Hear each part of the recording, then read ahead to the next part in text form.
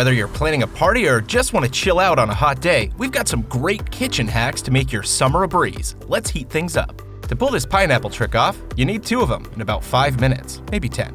Start by carefully shaving off the sides of one of them while keeping it as much intact as possible. You want the stem to remain fully attached as you carve away the shell. Just use small, smooth cuts and work your way around the fruit. Make sure you leave a bit at the top in place, as it'll add to the illusion when we finish this up. When you're done, it should look something like this. Now take your second pineapple and prepare for the magic. Just cut off the top of the pineapple and grab your tool of choice. We'll be using a slicer to make quick work of this thing. You just insert it in and turn the knob until you reach your desired depth. This also has the added benefit of separating the core. Once you have your empty shell, clean it up a bit and make some room inside. Put all your extra fruit to the side and you can slice it up later to snack on. Now take your fully intact pineapple and slide it into the empty shell. This will give the appearance that you somehow were able to separate a single pineapple into 2 pieces, and it looks great on a platter. So set it out and enjoy yourself while people try and figure out how you did it. If you want to make a nifty brush for coating your meats or vegetables with sauces, try this. Grab a wooden spoon, a bit of twine, and some fresh herbs. Pull a line of twine and lay it flat on the table. Now just bundle up all the herbs on top of the twine and place the end of the spoon on top. Carefully start to tie it off while moving the herbs inside the circle of twine. Once you have it all packed around nicely, pull it as tight as you possibly can and then tie off a knot. You now have an herb-powered basting brush that'll add a kick of flavor to anything you marinate. Oh, and don't be like me. Make sure you make a couple so that you have one for meat and vegetables. Oops. Here's a kind of ridiculously awesome way to make grilled vegetables right from your oven. First things first, slice up your veggies of choice into large pieces. Now you need some metal skewers to make some kebabs. Slide the veggies down in any particular order, leaving a little space in between each of them. Next, get some olive oil and a brush. If you made the herb brush and haven't touched meat with it yet,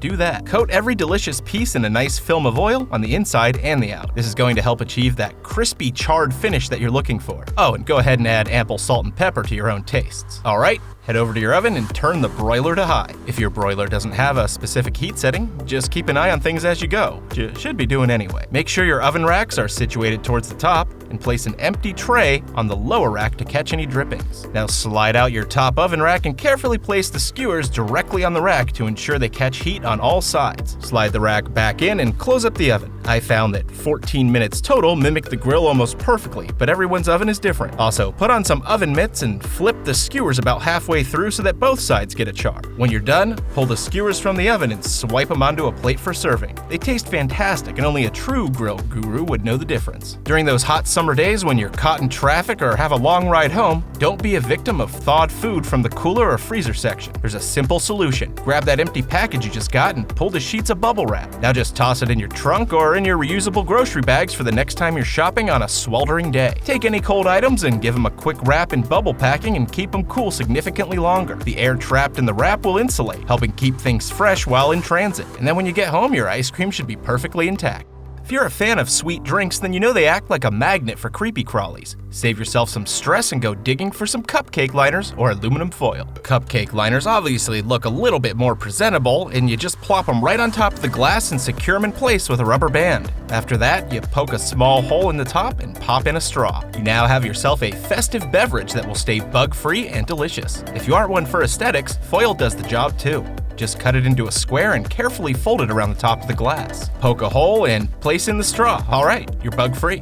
You can keep a bag fresh with just your bare hands. Squeeze the air out by flattening the bag. Fold the bag tightly all the way down just above the chips. Fold back an inch or two on both ends of the bag away from the fold. And pinch corners tightly as you fold inside out the opposite way you rolled it and wedge the corners underneath. In case you missed it, we'll show you again. Tighten your roll almost to where the chips are, and then fold the edges in almost 2 inches on both ends. When you pinch the corners tightly and fold inside out and flip the top, it should feel tight, like a knot. It'll probably take some practice, but once you get it, you can impress all your friends with your resourcefulness in both the kitchen and the campground. It may sound absolutely crazy to clean your shoes in the same place you wash your dishes, but it actually works. Start by spot cleaning with soap and water and an old toothbrush. Whenever possible, remove the soles and wash them by hand separately. Also be sure to load your shoes separately from any dirty dishes and make sure that the hot wash and heat dry settings are turned off. You don't want that heat damaging your shoes. This will essentially achieve a nice pressure washing for your shoes, which is fantastic. When you're finished, just remove the shoes and run an empty cycle to get rid of any possible crossover. Results may vary depending with the shoe material and age, but after placing them outside for a day or two to air dry, your shoes should be in much better shape than they were beforehand.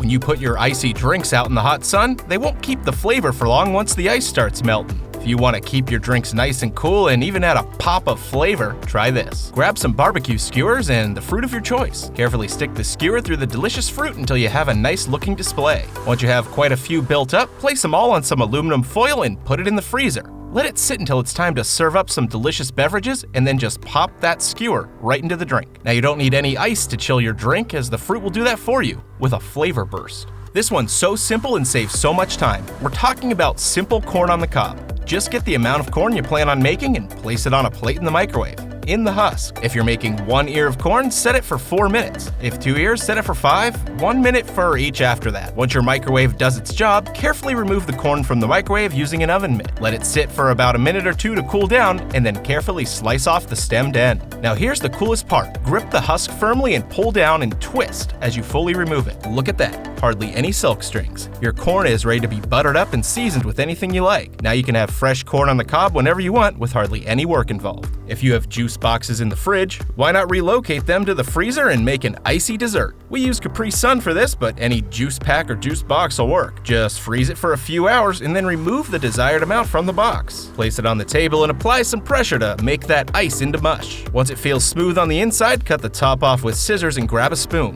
You just made yourself a simple snow cone. Without the cone, of course. Thanks for tuning in, and please let us know you enjoyed this by hitting that thumbs up. We've got more summer fun coming your way, so stay tuned and subscribed. We'll see you next time.